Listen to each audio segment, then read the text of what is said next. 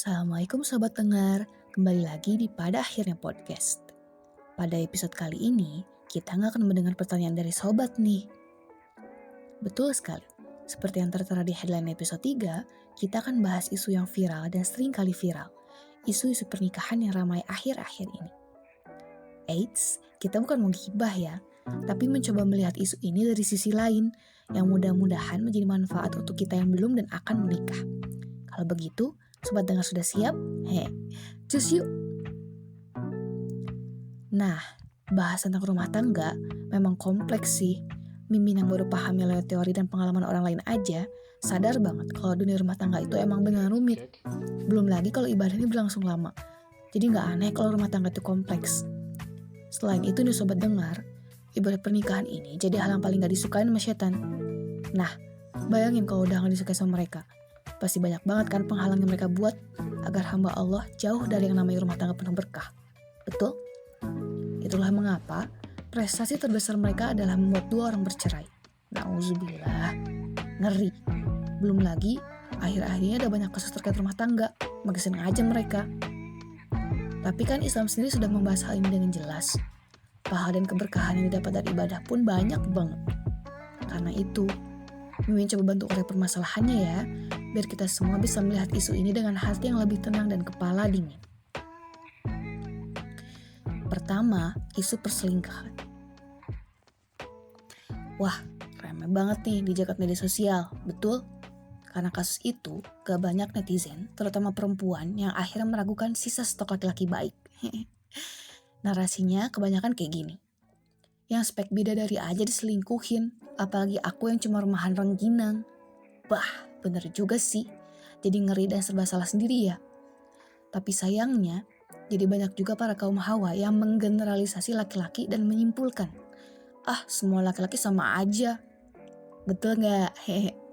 Eits, untuk kaum hawa gak boleh berpikir demikian. Bayangin kalau posisinya dibalik. Kasus perselingkuhannya banyak datang dari kaum kita. Terus kita yang berusaha hidup benar di jalan Allah nih, mendapat tudingan demikian. Sakit gak sih?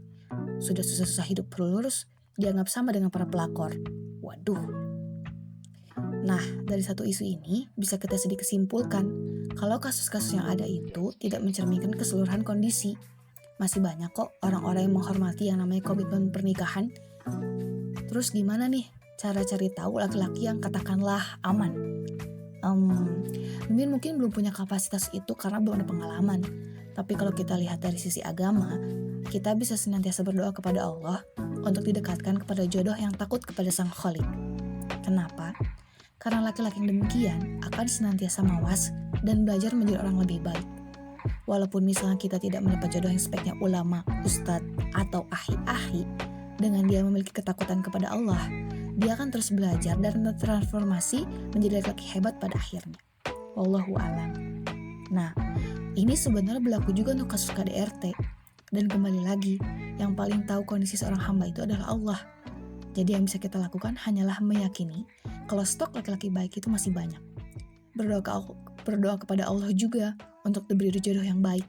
Juga mengupayakannya dengan cara yang Allah suka.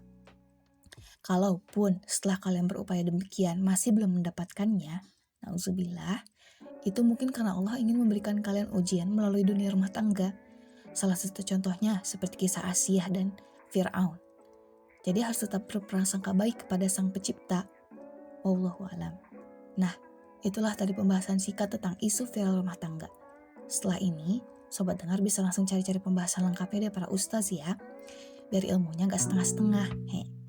Oh iya, kalau Sobat ingin memberikan tanggapan, bisa bagi-bagi di kolom komentar ya. Kita sama-sama diskusi dan belajar dari satu sama lain. Kalau begitu, Mimin cukupkan untuk episode kali ini. Mudah-mudahan ada lebih banyak manfaatnya dibandingkan mudaratnya. Dan mohon maaf bila ada banyak kekeliruan dari episode kali ini Sobat. Wassalamualaikum.